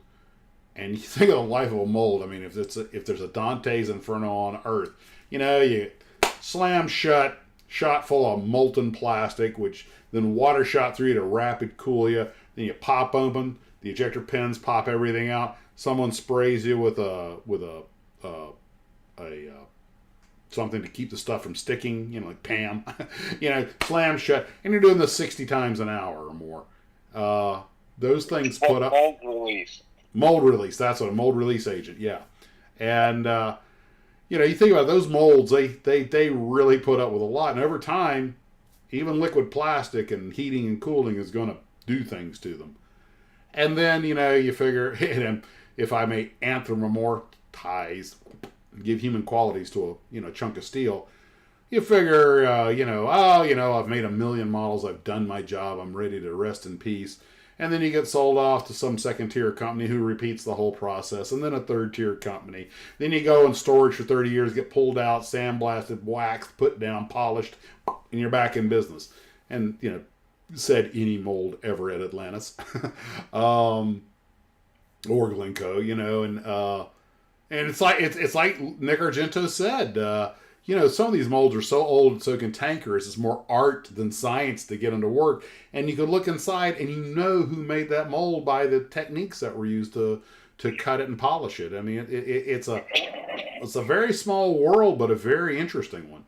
Well, folks like us. The biggest problem you have today with old molds are finding machines that they'll work on. And there you go. Imagine imagine having the phone installation guy show up your house today and you hand him a rotary dial phone. I want you to make this work. The technologies just get past. And, it's, and we're still building them. Release Agent Man. Release Agent Man. That could be some kind of weird B sci-fi movie. The Mold Monster. Why not? They made the mole people. Yeah. I remember seeing that. I think on television. It had to be an AIP film or something similar to it. The mole people. And the guys scare them away with a flashlight. And I'm kind of like, really? They're so terrible that you can scare them away with a flashlight? Yeah, well, until the batteries went. Oh, yeah. They did that X-Files episode. No, that wasn't an AIP picture. No? Okay. It was a Universal picture, I think. No way. Really? Wow. Okay. It was a major studio picture. It wasn't an AIP picture. Let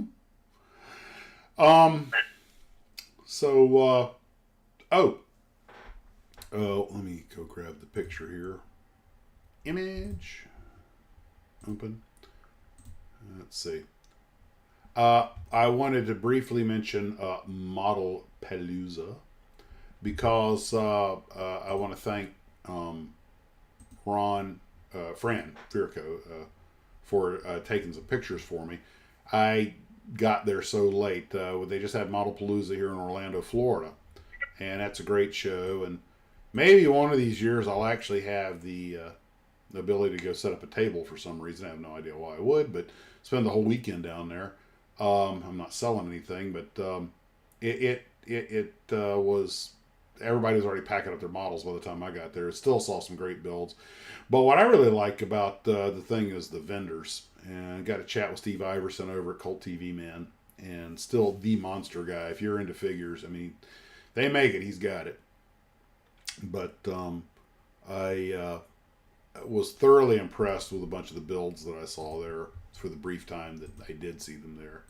And we started to stay around for the award ceremony, but decided to go on, and I got to bump into some glue troopers. And Mike, there's your old buddy Don Levine, who I bumped into. Oops, hold, transform, fit to screen. This is Don Levine sending Mike Machad a kiss. He sold me the 2 airliners I'm building, made me a sweetheart deal. And I almost bought more. Almost bought that Boeing 747 he's got his hands on, but I was like, okay, I got to temper myself, although I don't know why. And but he was typical of a lot of the vendors there. There was a ton of stuff on sale. And that, to me, although I love seeing the great builds and everything, all the models that are for sale, the selection, vintage, new, whatever, I mean, it just, to me, that's personally the best part. I could definitely spend my entire allowance down there. And there are so many kits I hadn't even heard of, the Sweet Bippy and the Custom Cab, the Cyclone GT. And if I'm pretty sure if somebody made it that, if it exists, you can find it there if you dig around long enough. Steve, what model car would you want that you've had trouble finding if you couldn't? Oh, Yeah, that was a loaded question. That's interesting. Wow. It would probably be the MPC Don Carlton Mopar Missile Pro Stock Duster Kit. Wow. From That was from oddly 73. specific. What's that? That was oddly specific. Yeah. It's like you've been thinking about that. Yes, I have, and I keep telling my good friend John Grisula, who's the product guy over at Round 2, when are you coming back out with that car? Hint, hint, wink, wink, nudge, nudge. Yeah. I honestly don't know which one it would be for me. Here is a picture of Glue Troopers. That's Barry on the left and Fran on the right. Fran's the one who sent me the pictures. And a couple of great guys. When I had lunch with Barry later that day. And a couple other Glue Troopers came up and said hi. And it's great just to meet people. I mean, it really is a community. And it turns out Barry served on a Knox class frigate, which is what my brother's law partner, TK, had been an officer on the Knox, the lead ship of the class, which is why they're called Knox class. And I was like, yeah, small world. And so we spent lunch talking about ships and models and things like that. But one thing I was happy to see was there were some kids there that some young people were getting interested in modeling. It wasn't just, all geezers and old guys and stuff. And in fact, Barry was pointing out that, and TK said the same thing. Originally, they were destroyer escorts, and then they were relabeled frigates.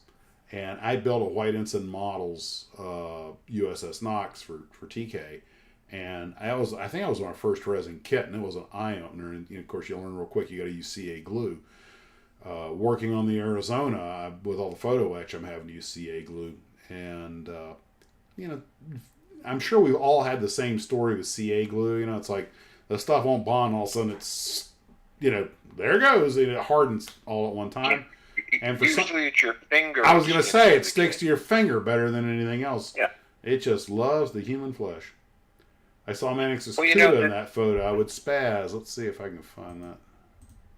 The thing that's amazing about these model shows is that you go there and you see kids that guys put a lot of time and a lot of effort into, and you're amazed at what they can do. Mm-hmm. There's such a talented community out there. But the other thing is, when you go over by the vendors, I mean, you just can't believe the variety of old kits that are still out there. Yeah.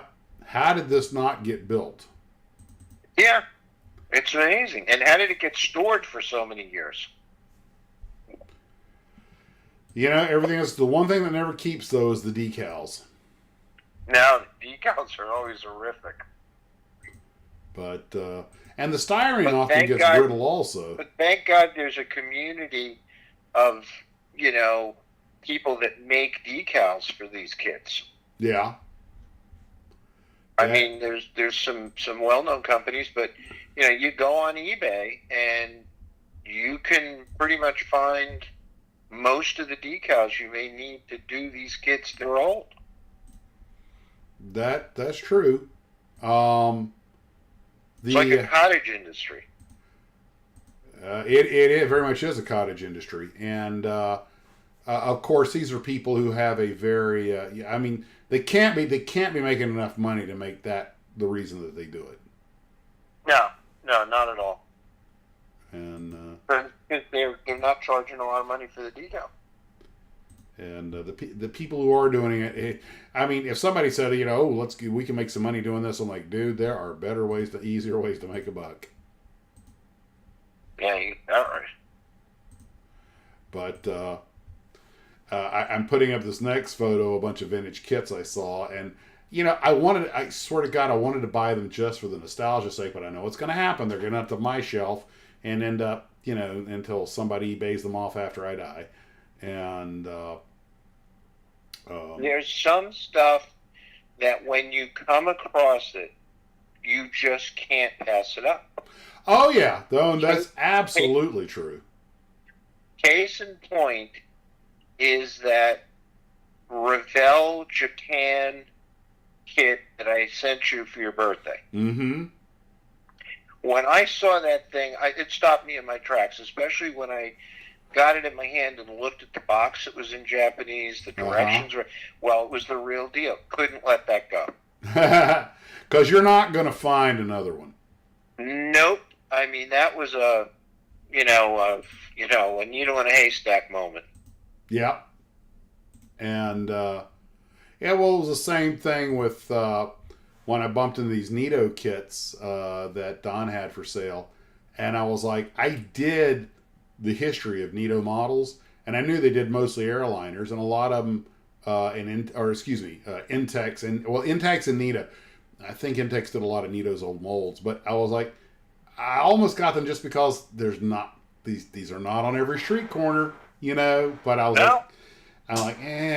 got a little too much stuff on and these 1-to-100 scale kits are pretty freaking big when they're done too.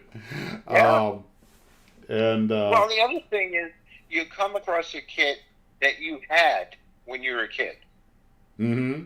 And you said, I remember that. I want to do that again. Or you come across a kit you didn't have as a kid that you couldn't afford. They're both just as addictive. Yeah. I actually don't know what's worse. The one you wanted and didn't have, or, the one you want now, or, I don't, God, they're both equally, it's painful. Yeah, it's painful. I wasn't ready for a quiz, and I got to give Don credit. He had a lot of Ladella kits and a lot of other stuff. And I was like, "Yep, these are. There's only so many of them out there."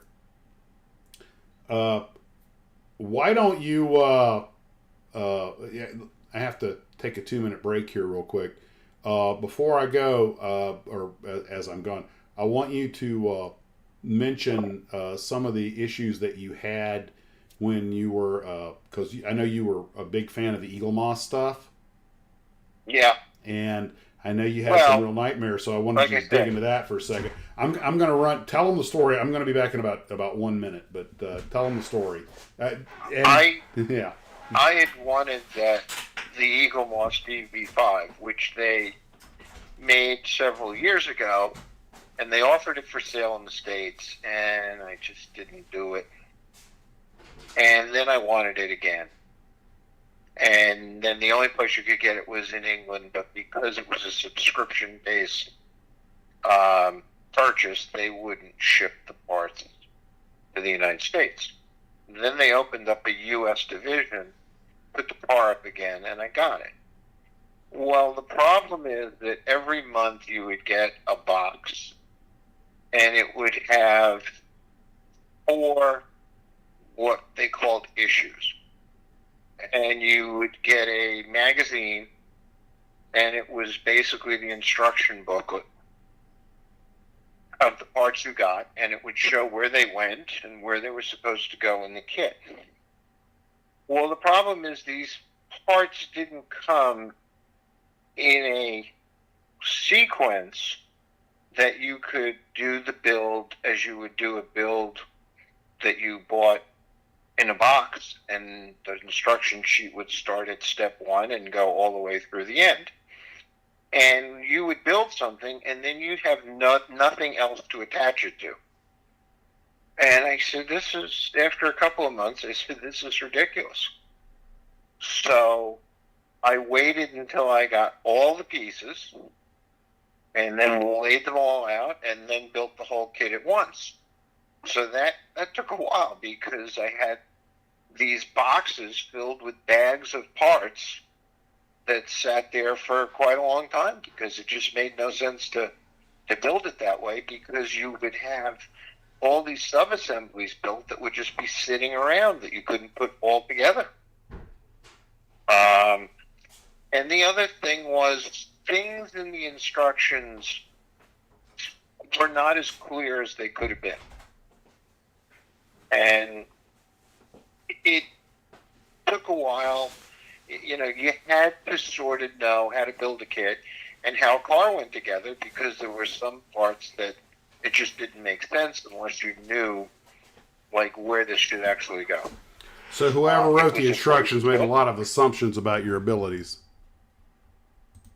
Yeah, it's a great kit. It was wonderful. The subscription, Ron's asking, how long did it last? It was 2 years. Jeez.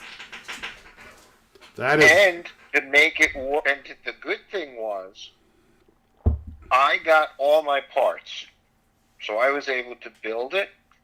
They went bankrupt about 3 months after I got all my parts. There were some people who were only in certain stages of getting the parts, and they couldn't finish it.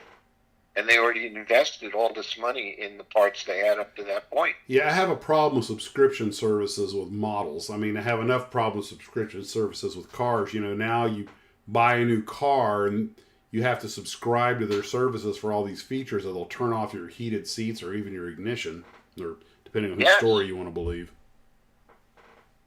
Yeah. Sorry, when I buy a car, I expect all the functionality on it to be mine. The thing that was also unusual was, if you had a part that for some reason you lost it, you broke it, whatever, and sometimes you would just not get that part, and you would contact the customer service and tell them the exact part that you needed. They would send you the entire issue with as many bags would be in the box for the time that part was issued. So you'd have a lot of spare parts left over at the end, and they didn't charge you for it, which could be why they went bankrupt. But well, but you did. Now you got to complete. You completed your DB5 though, right? Yeah, no, mine was completed. It was amazing. It was everything they said it was. It went together well. I had a little bit of problem hanging the doors. The other thing that you have to be very careful of is that a lot of it is parts that screw together. And you have to make sure you have the right length screws for the right part. How well labeled are the instructions on that? Well, it tells you in the instructions, but somehow, somewhere along the line, you wind up with too many of this screw and not enough of that screw. Mm-hmm. That was a problem. Okay. I had the same thing with that Tamiya. I had the same thing with the Tamiya Lotus that I did, or Caterham, and I managed to get it together. There are one or two hidden blemishes that the world shall never see, but I can definitely see how this would have those same kind of issues. But Eagle Moss, they've gone under, or they're in? What's the story on? They've gone under, but this other company, which is also a subscription company called Agora Models, mm-hmm. and they make quite a range of large, nice car kits. They took what they had, and they infused it into their line. And the people that were sort of left hanging because they didn't get the parts, they've supplied them with the parts and continued their subscriptions so that they could finish their cars. Okay. Phaser was saying that BMW canceled the subscriptions and Lance is saying that with software pay refuse subscription. Yeah, apparently that's backfiring on them. By the way, since we're on that subject and we're talking about cars, I was watching Greg's Aircraft Automobiles, his last video. He bought one of those 2024 Mustangs. Mike, if you're still around, you'll probably enjoy this because I think Mike got to test drive one. The 2024 Mustang, which it's great. He got the big engine with the Echo boost and all that, whatever it is, the performance package. But apparently, how can I put this ever so delicately? The technology, I don't like to say AI because it's not true AI, but for the sake of just the common zeitgeist, let's say AI in the car. Basically, it records everything you do in the car, and it also taps into your cell phone. Apparently, whether you want it to or not, it gets your call list, all this information, which goes to Ford. And when you buy the car and you're signing all the paperwork, you're unwittingly signing agreements that they can have all this information, do what they want with it. If you're in an accident, it has essentially what's like a flight data recorder, and they will give that to the police if the police ask for it. So your car will snitch on you. And it has some other features that are surprisingly Airbus-esque, in that it has protections built in to keep you from speeding. Go watch the video he posted on it, and it's one of the few times he actually appears in his own video instead of just doing voiceover. And I'm like, What? I don't need to drive a Cylon car that's going to rat me out to the man, you know. Well, you know how many people, and this is the big problem. Do you know how many people rent a car from a rental agency? Oh, yes. That maybe they rent it for a week or 2 weeks, they go on vacation. Mm-hmm. And they sync their phone to the car. And they get everything. And they download all the phone data, the email data, everything. Well, nobody thinks when they turn the car in to delete all that stuff. Mm-hmm.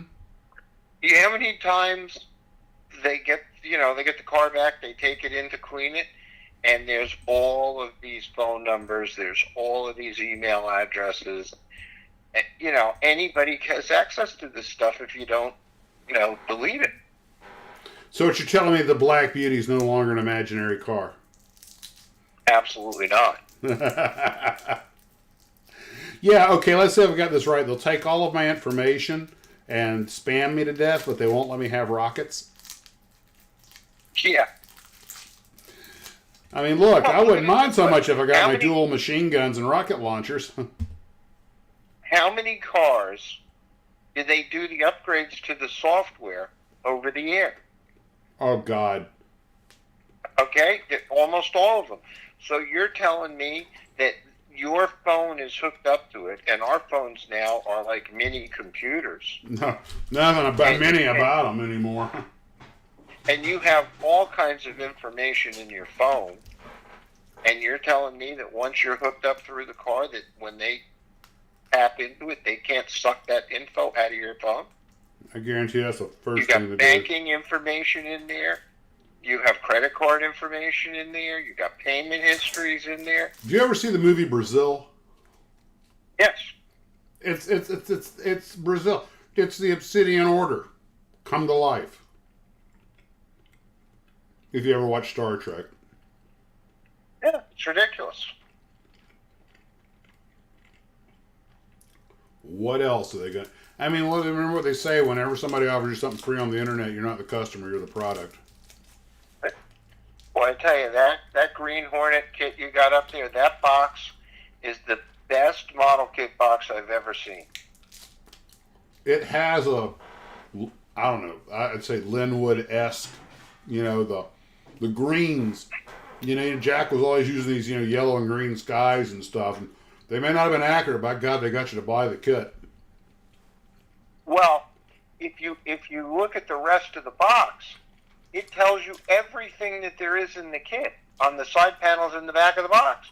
Mm-hmm. I've never seen a box that's so descriptive of the product that's in the box as this one, especially for model kit. I think that, then that's a new mold that AMT just cut, right? Brand new. It's 24th or 25th scale. My guess is at a minimum they're going to sell 500,000 of them. Well, they'll sell a ton of them. How many do you think they have to sell? They will sell a ton of them. How many do you think they have to sell to make their money? Excuse me? How many do you think they have to sell to make their money? Let's see. With that mold, I'd say probably 100,000. Oh, they'll shoot right past that, I'm sure. Yeah. Well, the other thing is, what everybody forgets is we talk about everybody sells less kits now. Mm-hmm. than they did in the heyday of the model kit business. Yeah, I mean the late '60s. Yeah. But these kits sell forever. Yeah. Something like that is So pretty it's timeless. It's just a longer break-even time. Mm-hmm. You know, they're not making money. It's just taking them longer to recoup the initial investment. Well, another thing is that the like Tamiya just came out with this F-14A. I don't know if they just came out with this, and everybody and their brother, you know, made a model of this thing when it came out because it was the hot new airplane and everybody wanted it. And now, you know, that it's kind of like the old air. Well, they've all been retired.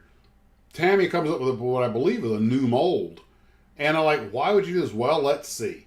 Let's pro con this thing. First off, the fact that the airplane is retired has brought attention back to it again. All right, so that's one thing. There's and the aviation community has an understandable love affair with the airplane, and on top of that, you know, the new Maverick movie coming out. Even though he's flying an F-18, people are still he does fly an F-14 at the end, and on top of that, this is probably better than any F-14 kit that ever came out before, and a lot of guys see an opportunity to have a better kit than the one they had when they were 14. So I think it was actually kind of, I don't know how these things are selling, but I think it was kind of marketing genius to come back up with the retro jet, if you will. And again, it is the aviation answer to the Black Beauty. I'm surprised somebody hasn't started repopping the 12 o'clock high B-17s or Piccadilly Lily or something like that. Because, you know, model builders love the old kits they built as a kid. But you know what else they love is new, nice, good models of, you know, those kits also. And they'll spend money on it.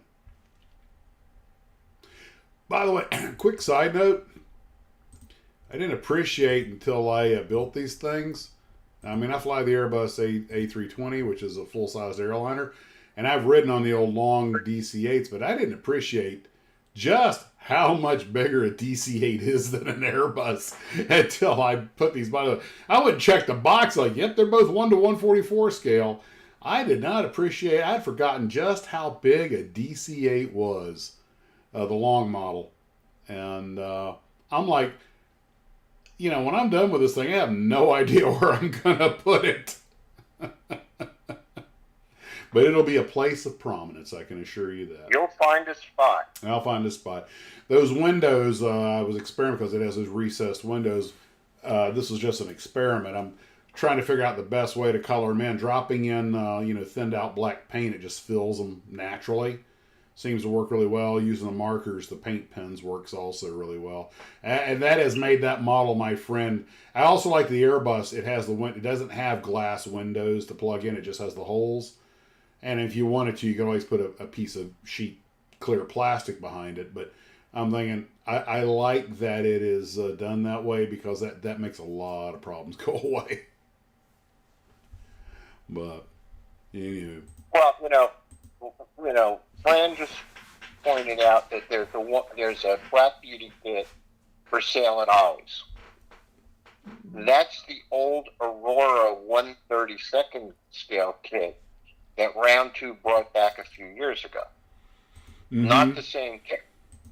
But the point is, that kit was introduced in 1966. Mm-hmm. They're still selling it. That tells you something, doesn't it? Now, you're not talking about the Dragster Black Beauty. You're talking about the... No. What about one from the Green Horn? Right. And, hold on real quick here. Let me just paste, crop, file, save as.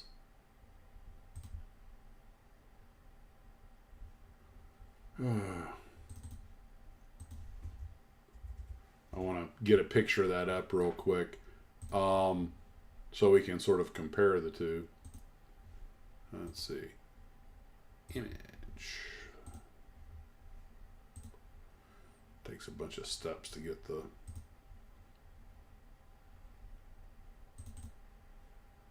Okay, now I'm putting up the image from the old Aurora box art. which, by the way, also has a green tint to it, which is, I guess, why they went with that color for the new one, just to sort of as a callback to the old one. But did you ever build that kit, the old Aurora? Oh yeah, I built a bunch of them. As a kit, what did you think?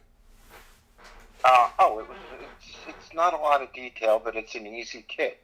It's a curbside kit. There's no motor. There were no figures. When they came out with Aurora came out with the Batmobile kit, like in '66 when the show came out. The Green Hornet came out at the same time. They did the Black Beauty. And anybody who's familiar with the Batmobile from from Aurora, knows it was a low detail kit. Typical of Aurora. Mm-hmm. But they sold the heck out of them because it was Batman, and nobody else had one. I used to build those things for people, and they'd pay me to build them because they wanted them. And I was, 66? I was 14. I had a guy who owned a store, and I would build Batmobiles for him. And I think the kit was like a $5 kit maybe. And I'd charge him 10, he'd sell them for 25. Well, so if it was a $5 kit, he was probably paying $3 for it. Well, it was a time. There's one different panel for the gun as well. Babe. Oh, yeah. Just trying to read some of the comments real quick. Yeah. But the new one, how does it stacking up? The new one is spectacular. I mean, the new one it has all the gadgets. It's got the, both headlamps, the clear and the green. It comes with a Green Hornet and Kato figure. It has a detailed interior. It's got the dashboard that has the phone and all the stuff in it. It's got the control panel in the back that the Green Hornet had all his gadgets. Mm-hmm. It's a really detailed kit. Okay, well, that's what you would expect then. Yeah. Well, let's see what else we got. A Polar Lights kit is 130 It's a terrible kit. Yeah.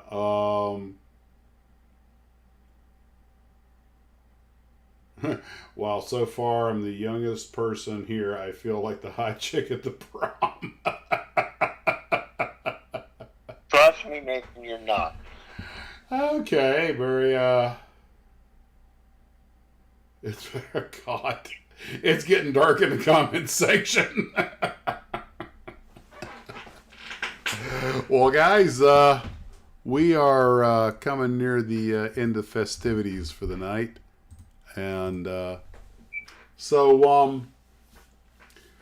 well, if you're building Southeast for the Vietnam build, like I say, I may have to push the date back. I've kind of overloaded myself with kits, and I haven't even finished what I got on the table.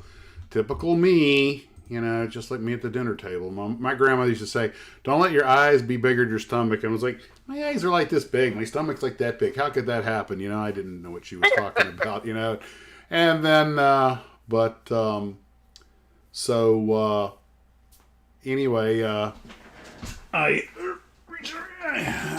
Steve, I have your Christmas present here, so I'll get that off to you as soon as you get me your address. And Garfield, I need your address Thank also. You. I have something to send out to you.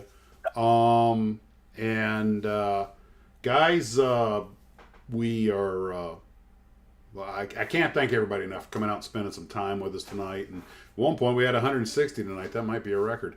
But I just happy everybody's having a good time. Barry and Fran and all the guys that bumped into Modelpalooza. It was great seeing you again. I hope at some point to be able to actually go to Modelpalooza, maybe Jack's Con, and get a table, or just be there for the whole thing. I was thinking I should get a table at one of these things, and I have no idea what for. I don't have anything to sell. It would just happen to be nice to have a place to sit down. Sell out of the stash. Oh, I can't sell the stash. Those were gifts. No, I mean your own stash, not the gift part. Yeah, but I bought them for a reason. You gotta have enough stuff that you bought. Yeah, but I bought it for a reason. You guys know when I started this channel, I had 12 models at the stash. I have about 400 now. So, Tell me, Monica believes that. No, I'm not really. Seriously, no joke. Oh gosh, this is so much fun. My other channel, Pilots and Prop Wash, of course, needless to say, there's a little commonality between the two, but I have only put out a few videos over there, and unfortunately, starting the other channel was something I wanted to do just for kicks and giggles, but and it's got a few subscribers already. I'm kind of impressed, but I'm like, man, if I'm going to build, there are only so many hours a day I have to quit task saturating myself, but I really love doing this. I'm glad everybody's having a good time. I get a lot of great emails from people. I've been working on the both the Ugly Car Auto Halloween video and the next viewers build. I just remind everybody, I know you know this, but a viewers builds just go up when I get enough pictures. There's no real rhyme or reason to it. But the reason I don't want to put the next one up right away is because the Halloween build should be coming out in about 10 days. And if you guys have a Halloween Ugly Auto or Ugly Aircraft you want to submit, go ahead and get them into me. We've got some Lulus. The only thing I actually submitted was my Godzilla's Go-Kart and Kong's Thronester. But before we go, Steve, I'm going to throw a question at you. What you think's the ugliest car ever made? Pontiac Aztec. Yeah, it definitely makes the list. What was that? Was it the 64 Dodge Dart? The one that got got Exner fired? No, that was like the 62. And Mike 64 said, was actually kind of cute. oh, okay. Maybe that's the one too. Aviation memorabilia is actually a draw at model shows. Go for it. No, that's a thought. I'd be honest with you, I'd almost be inclined to set up a table at a model shop at one of the hobby shows, just to sit there, just to talk to people, and because I find the people. Do a live stream from a hobby shop. You know what? We actually talked about that, and I might be able to do that. They might allow that, and that would actually be kind of a cool thing to do. And boy, I get a ton of videos. Maybe try to build a model in real time or something, because that always goes well.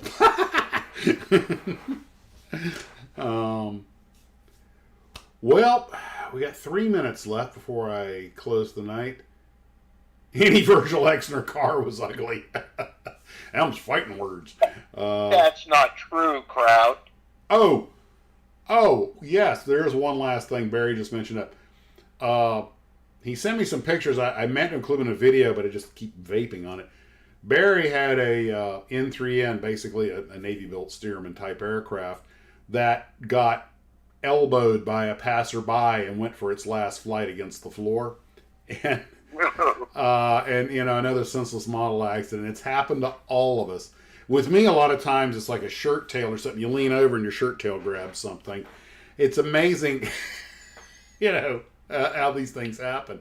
And it was one of the reasons I try to get models to fit all the way back on the shelf. It should be salvageable. We'll see. The sad part was the thing was getting painted yellow, and he actually managed to get a good paint job on it. Anything Lexus, yeah, ugly cars. So Barry, we salute you. We hope you're able to fix the N3N, and or you can make a crash diorama out of it. I mean, it was a trainer, and so they had plenty of ground loops. But I did get a little work done on the Douglas World Cruisers, but I got to take that in stages because I am learning that rigging 1/72 scale models is the third ring of hell. But next time I'm just going to cut up a guitar string. But I got to try that. Bruce did that on his latest build. He built a big RAF biplane with a seaplane. And not the Walrus, I forget the name of it offhand, but multi-engine job. But he did a real nice job with the rigging, and I think he used the E-string guitar wire. So he should do an instructional video on that. Bruce. So, guys, that's what we have for tonight. And again, I want to thank everybody for coming out. I hope you had a little bit of fun and help you relieve the stress of the day. And Steve, you got any parting shots? Just another good live stream and a lot of good, ideas floating back and forth. But get those ugly builds in, guys. Yeah, man. These things, these videos aren't going to make themselves. Well, all right, guys. I'll loop the intro. I apologize. I didn't really have time to put together a proper intro, so it was just 3 songs looping. And since it was Vietnam, I picked stuff from the era. I hope you guys like Purple Haze. Take care of yourselves, and as always, guys, model on. And I did that wrong. Okay. And I hit transform. There we go. Nighty night, everybody.